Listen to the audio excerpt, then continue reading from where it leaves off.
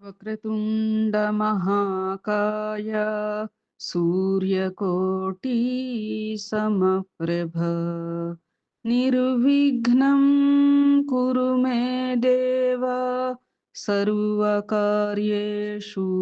సర్వదా గురు బ్రహ్మా గురుర్విష్ణు గురుర్దేవో మహేశ్వరః गुरुः साक्षात् परब्रह्म तस्मै श्रीगुरवे नमः। शरदा शरदाम्भोजा वदना वदनाम्बुजे सर्वदा सर्वदास्माकं सन्निधिः సన్నిధిం క్రియాత్. ఓం గం గణపతయే నమః. సద్గురవే నమః. శ్రీ మహాసరస్వత్యై నమః. మనం శ్రీ సాయి లీలామృతం షష్టమోధ్యాయానికి చేరుకున్నామమ్మా. పంచమోధ్యాయ పరంగా మనం అంశం ఏమని చెప్పుకున్నాము? సర్వజ్ఞుడు అనేటువంటి అంశం గురించి చెప్పుకున్నాం. సర్వజ్ఞుడు అంటే సర్వము తెలిసినవాడు అన్నట్లుగా. నువ్వు చెప్పుకుంటేనే కాదు, చెప్పుకోకపోయినా కూడా గలగటమే సర్వజ్ఞత్వం. అన్ని వేళలా అన్ని చోటలా ఎల్లప్పుడూ ఈ జగత్తు అంతా వ్యాపించి ఉన్నాను అనేటువంటి అనుభవం భక్తులకు కలగజేయగలిగిన వాడే ఏమంటారు? సర్వ వ్యాపకుడు అని చెప్పి. నిన్న మనం సర్వజ్ఞుడు అనేటువంటి అంశం గురించి చెప్పుకున్నాం. నేటి అధ్యాయపరంగా ఏమని చెప్పుకోబోతున్నాము అంటే సకల దేవతా స్వరూపము అని చెప్పి. ఓం సమర్థ సద్గురు శ్రీ సాయినాథాయ నమః. భగవంతునికి ఎట్టి రూపము గుణము లేవు కనుక ఆయన మన ఇంద్రియాలకు మనస్సుకు గోచరించడు. మానవులు ఆయన గురించి తెలుసుకుని ఆయనను ప్రేమించి తరించడం ఎలా సాధ్యం? అందువలన మనపై కరుణతో ఆయనయే మానవాకారంతో భూమిపై సద్గురువుగా అవతరిస్తూ ఉంటారు. అది భగవంతుడే సద్గురువుగా అవతరిస్తూ ఉంటారు మానవాకారంతో అని చెప్పి. చూడడానికి సద్గురువు కూడా సామాన్య మానవునిలాగానే ఉన్నా ఆయన యొక్క శక్తి సామర్థ్యాలు మాత్రం అపారం. హేమాడ్ పంత్ చెప్పినట్లు సద్గురువు అన్న పదం గుర్తుకు రాగానే సాయియే మనకి గుర్తుకు వస్తారు. వారి లీలలను చింతన చేస్తే భగవంతుని తత్వంపై మనకు స్థిరమైన భక్తి శ్రద్ధలు కలుగుతాయి. కానీ ఇది తెలియక వేర్వేరు దేవతలను ఆరాధించడమే చాలునని అందరము అనుకుంటాం. కానీ భగవద్గీతలో శ్రీకృష్ణుడు మానవుల అజ్ఞానం వలన అనేక కోరికలతో ఒక్కడే అయిన పరమాత్మకు వేర్వేరు నామరూపాలు కల్పించుకుని వేర్వేరు దేవతలను ఆరాధిస్తారు అని చెప్పారు. పరమాత్మ ఒక్కడే, ఆయనకి గల విభిన్న రూపాలే అన్ని దేవతా రూపాలు ఏమిటి ఇవన్నీ కూడా. అయితే ఏమంటున్నారు? అనేక కోరికలతో ఒక్కడే అయిన పరమాత్మకు వేర్వేరు నామరూపాలను కల్పించుకుని అని చెప్పి వేర్వేరు దేవతలను ఆరాధిస్తారు. అంటే ఇప్పుడు ఒక్కొక్కళ్ళం మన యొక్క స్వభావంగా కూడా ఏమిటంటే ఒక్కొక్క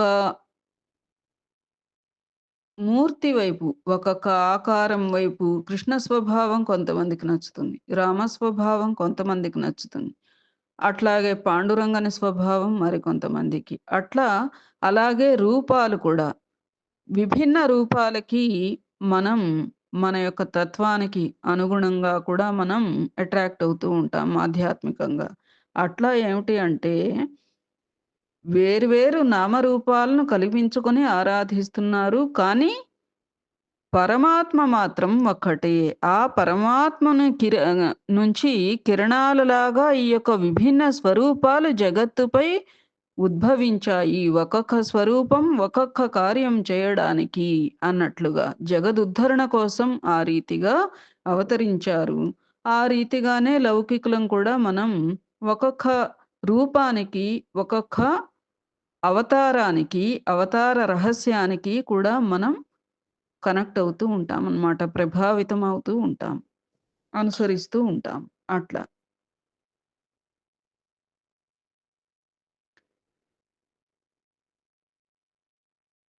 అయితే మనలని భగవంతుడు ఏ వ్యవస్థలో అయితే సృష్టించాడో, ఆ వ్యవస్థని ఆజన్మాంతం కూడా గౌరవించడం మన విధాయకం అది. వ్యవస్థల్ని మార్చుకోకూడదు. అంతటా పరమాత్ముడు నిండియున్నాడు. అది ఖచ్చితం. మనల్ని భగవంతుడు ఏ కుటుంబ వ్యవస్థలో, ఏ వర్ణ వ్యవస్థలో అయితే సృష్టించాడో, ఏదైతే మనకి ఆపాదించి మనకి జన్మనిచ్చాడో, దాన్నుండే మనం మన యొక్క వ్యవహార సరళి, నైతిక సరళి కూడా కొనసాగించుకోవాలి అని భావన.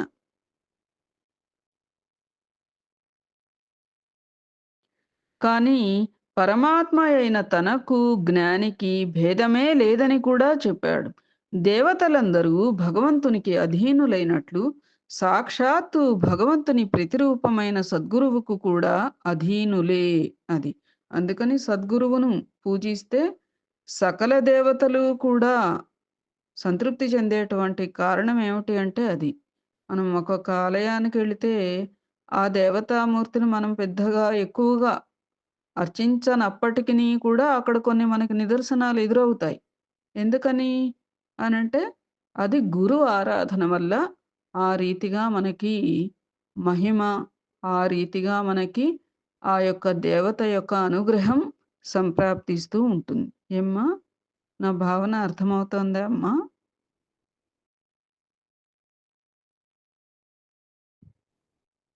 అంతేకాదు శ్రీ గురు చరిత్రలోని దీపకుని వంటి సద్గురు భక్తునికి కూడా దేవతలందరూ అధీనులే.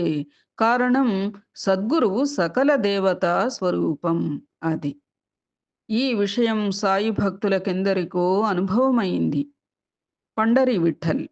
గౌలి బువ అనే 95 ఏండ్ల సాధువు తనకున్న కొద్ది సామాను ఒక గాడిద మీద పెట్టుకుని ప్రతి సంవత్సరము కాలినడకన పండరిపురం వెళ్తుండేవారు. అతను 8 మాసాలు విఠలుని సన్నిధిలోనూ, 4 మాసాలు గంగా తీరంలోనూ గడిపేవాడు. ప్రతిసారి అతను షిరిడీ దర్శించేవాడు. అతను బాబాను తదేకంగా చూచి ఆనంద భాష్పాలు రాలుస్తూ, ఈయన సాక్షాత్తు విఠలుడే, దీనజన రక్షకుడు, ఆపద్బాంధవుడు అని అనేవాడు. సాయిరాం. రఘువీర పురందరే తన తల్లిని తీసుకొని 1913లో షిరిడీ వెళ్ళాడు. ఆమె విఠలుని భక్తురాలు కనుక త్వరగా పండరి వెళ్ళాలని అతనిని ఒత్తిడి చేయసాగింది. అప్పటి నుండి సాయి ఆమెతో నీవు పండరెప్పుడెళ్తావు అని పదే పదే అడగసాగారు. ఒకరోజు ఆమెను పండరి తీసుకువెళ్ళడానికి బాబా అనుమతి కోరదలిచాడు పురందరే. నాటి మధ్యాహ్నం వారిరువురికి రుక్మాసమేతుడైన విఠలునిగా శ్రీ సాయి దర్శనమిచ్చారు. అంతటితో ఆమెకు బాబాయే విఠలుడు అన్నటువంటి విశ్వాసం ఏర్పడి షిరిడీయే తనకి పండరి అని బాబాకు సమాధానమివ్వసాగింది. సాయిరాం. శ్రీరాముడు. ఒక మామల్తదారు ఒక డాక్టరును తనతో కూడా సాయి దర్శనానికి రమ్మంటుండేవాడు. ఆ డాక్టరు శ్రీరామునికి తప్ప మరి ఎవ్వరికీ మ్రొక్కేవాడు కాదు. ఫకీరైన సాయికి మ్రొక్కడం తన వల్ల కాదు అనేవాడు. ఆయనకు మ్రొక్కాలన్న నిర్బంధమేమీ లేదని చెప్పాకనే అతను కూడా షిరిడీకి వెళ్ళాడు. కానీ మసీదులో కాలు పెడుతూనే అతను సాయి పాదాలపై వ్రాలి తన్మయత్వంతో ఆనంద భాష్పాలు కార్చాడు. అతను లేవగానే పిచ్చివాడా, రాముడు ఎక్కడ లేడు, చూడగలిగితే అంతటా ఉన్నాడు, చూడలేకుంటే ఎక్కడనూ లేడు అన్నారు శ్రీ సాయి. తన గురించి ఆయనకి అంతా తెలుసునని అతనికి అర్థమైంది. తరువాత ఆ డాక్టరు చెప్పాడు, సాయి నాకు శ్రీరామునిగా కనిపించారు. నమస్కరించి లేచేసరికి సాయిగా కనిపించారు. ఆ ఇద్దరూ వేరు కాదు. తిరిగి ఇల్లు చేరాక 2 వారాల వరకు అతనికి ఆ పారవస్యం అలానే ఉన్నది.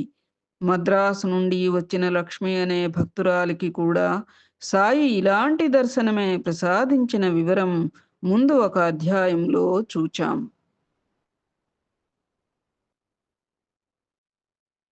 హ్మ్. అవును. భజన సమాజం వాళ్ళు వచ్చారు కదా అమ్మా! అప్పుడు వాళ్ళ భర్త అదంతా నీ అపోహ, శ్రీరాముడుగా దర్శనమియటమేమిటి అని చెప్పంటే, ఆ రాత్రి అతనికి అతని గురువైనటువంటి సమర్థ రామదాస స్వామి వారి దర్శనం అనుగ్రహిస్తారు కదా! మీరు నాతో పరిగెత్తగలరా? ఇంత వృద్ధుడు గదా! అనంటే, ఏమిటి నేను అహా! మీరు వృద్ధుడు గదా!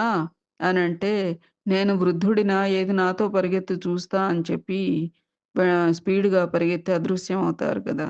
జ్ఞాపకం వచ్చిందా అమ్మా? తదుపరి దత్తాత్రేయుడు. 1911 సంవత్సరంలో దత్త జయంతి నాడు సాయంత్రం 5 గంటలకు బాబా అకస్మాత్తుగా నేను ప్రసవ వేదన భరించలేకున్నాను అని కేకలేసి భక్తులందరినీ మసీదు నుండి తరిమివేశారు. కొద్దిసేపు తర్వాత ఆయనే అందరినీ మసీదులోనికి పిలిచారు. అలనాడు శ్రీదత్తుని ప్రసవించిన అనసూయాదేవితో ఆయన తాదాత్మ్యం చెందారని భక్తులనుకున్నారు. అప్పుడు బల్వంత్ ఖోజోకర్ మసీదులోనికి వెళ్ళగానే సాయికి బదులు ఆసనం మీద బాలుడైన దత్తాత్రేయుడు దర్శనమిచ్చారు. అలానే ఒకప్పుడు గోవా నుండి వచ్చిన ఇద్దరు భక్తులతో ఒకరి నుండి రూ. 15 దక్షిణ అడిగి తీసుకున్నారు బాబా. కానీ రెండవ భక్తుడు ఇచ్చిన దక్షిణ తీసుకోలేదు. అడిగి తీసుకున్న ఆ! రెండవ భక్తుడు ఇచ్చిన దక్షిణ తీసుకోలేదు. అందుకు కారణమడిగిన శ్యామతో బాబా ఇలా చెప్పారు. శ్యామా, నీకేమీ తెలియదు. నేను ఎవరి వద్ద నుండి ఏమీ తీసుకోను. ఈ మసీదు తల్లి తనకు రావలసిన రుణాన్ని అడిగి తీసుకుంటుంది అది. ఇల్లు, కుటుంబము లేని నాకు పైకమెందుకు? అతను తనకు ఉద్యోగం వస్తే మొదటి నెల జీతం దక్షిణగా ఇస్తానని దత్తాత్రేయ స్వామికి మొక్కుకున్నాడు. త్వరలో అతనికి ఉద్యోగం వచ్చింది. అతని మొదటి నెల జీతం రూ. 15. ఇప్పుడతని జీతం రూ. 700. కష్టం గడవడంతో అతడు మ్రొక్కును మరచాడు. రుణము, శత్రుత్వము, హత్య వీటికి పరిహారం చెల్లించక ఎన్నటికీ తప్పదు. మన జన్మలకి కారణాలేమిటిట? కొన్ని కారణాలు ఇవి కూడా. రుణము, రుణానుబంధం అన్నమాట. శత్రుత్వము, హత్య. అది. అందుకే ఏ అంశానికి కూడా అధికంగా కనెక్ట్ కాకుండా ఉంటే కొన్ని విషయ వాసనలు మనం తగ్గించుకున్న వాళ్ళం అవుతాం. ఎటు వచ్చేవి వస్తాయి. కొంతవరకు అన్నా తగ్గించుకోవాలి. అందుకే అతని నుండి రూ. 15 అడిగి తీసుకున్నాను అన్నారు శ్రీ సాయి. తాను మ్రొక్కిన దత్తస్వామియే శ్రీ సాయి అని అతను గ్రహించాడు.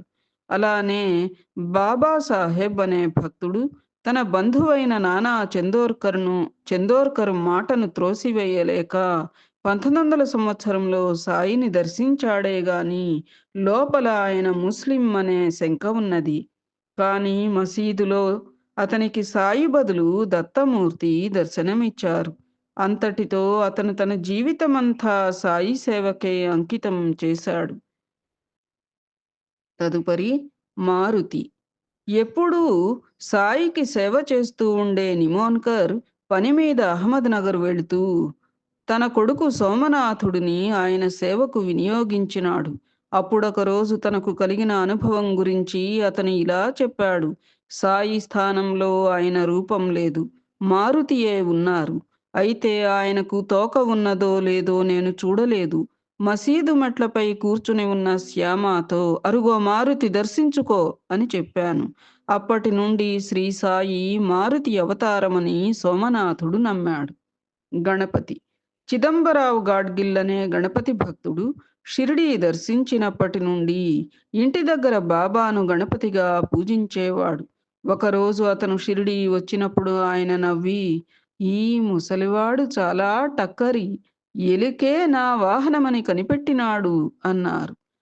ఒకసారి బాంద్రా నుండి ఒకామె వచ్చి సాయికి నమస్కరించి ఆయన ఎదుట కూర్చోగానే ఆమెను 7 సంవత్సరాలుగా బాధిస్తున్న తలనొప్పి తగ్గిపోయింది. ఆ మాట చెప్పగానే బాబా, "అమ్మా! నీ చిన్నతనము నుండి నాకు సమృద్ధిగా అన్నీ తినబెడుతున్నావు అమ్మా" అన్నారు. ఆమెకేమీ అర్థం కాలేదు. బాబా నవ్వుతూ, "నీవు ఎవరిని పూజిస్తావు?" అన్నారు. "గణపతిని పూజిస్తాను" అని చెప్పిందామె. సాయి, "నీవు అర్పించిన నివేదనలన్నీ నాకే చెందుతున్నాయి అమ్మా" అన్నారు. విఘ్నేశ్వరుడు భోజనప్రియుడు. ఆ గణపతియే తామని బాబా సూచించినారు. నరసింహస్వామి సదాశివ జోషి నిత్యము సాఠేవాడేలో ఆరతికి హాజరయ్యేవాడు. ఒకప్పుడు అతనికి అక్కడ సాయి పటంలో వరుసగా 3 రోజులు నరసింహస్వామి దర్శనం అయింది. తర్వాత అతను తిరిగి వెళ్ళేటప్పుడు ఊది కొద్ది మిఠాయి కూడా ప్రసాదమిచ్చారు బాబా. అది చాలదు అంటే అతనికి బాబా 8 అణాలు ఇచ్చి, షిరిడీలో ఎక్కడైనా మిఠాయి కొని తీసుకుపో, అదీ నా ప్రసాదమే అన్నారు. ఆయన సన్నిధి చేత పవిత్రమైన షిరిడీలోని పదార్థమంతా ఆయన ప్రసాదమే. తదుపరి ఖండోబా. మహల్సాపతి కుమారుడు మార్తాండ్ ఒకరోజు ఖండోబా ఆలయ ద్వారం వద్ద కూర్చున్నాడు. బాబా అతని ఎదుట ప్రత్యక్షమయ్యారు. అతను లేచి నిలబడగానే బాబా చిరునవ్వుతో ఖండోబా విగ్రహం వైపు నడిచి అందులో లీనమయ్యారు. మార్తాండ్ ఆశ్చర్యంతో విగ్రహం వెనుక చూచాడు. అక్కడ ఎవ్వరూ లేరు. తిరిగి విగ్రహం నుండి బాబా వెలుపడి అహా! తిరిగి విగ్రహం నుండి బాబా వెలువడి చిరునవ్వుతో అతనిని చూస్తూ బయటకు వెళ్ళిపోయారు. నాటి నుండి అతను ఖండోబాను బాబా రూపంగా పూజించేవారు.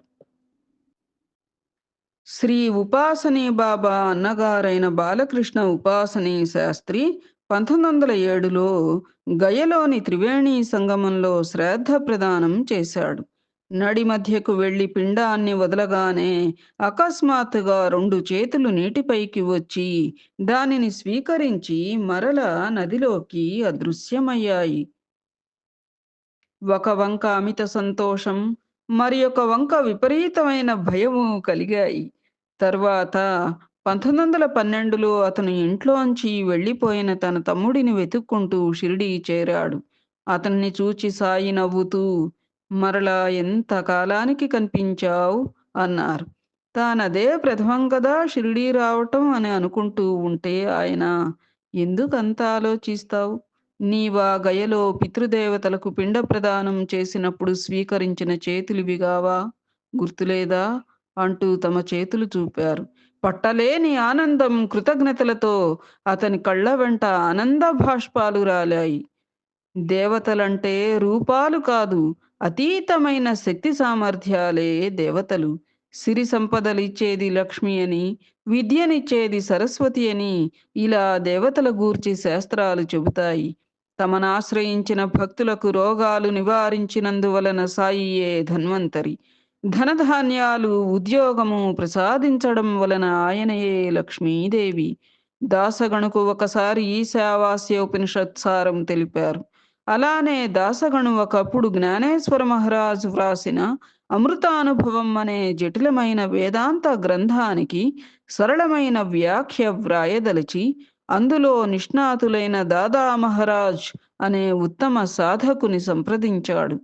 "కొన్ని రోజులు నా వద్ద అధ్యయనం చెయ్యి, లేకపోతే వ్రాయలేవు" అన్నారు దాదాగారు. అతను, "శ్రీ సాయి అనుగ్రహిస్తే తగిన బుద్ధి కుశలత అదే సిద్ధించగలదు" అన్నాడు. అది.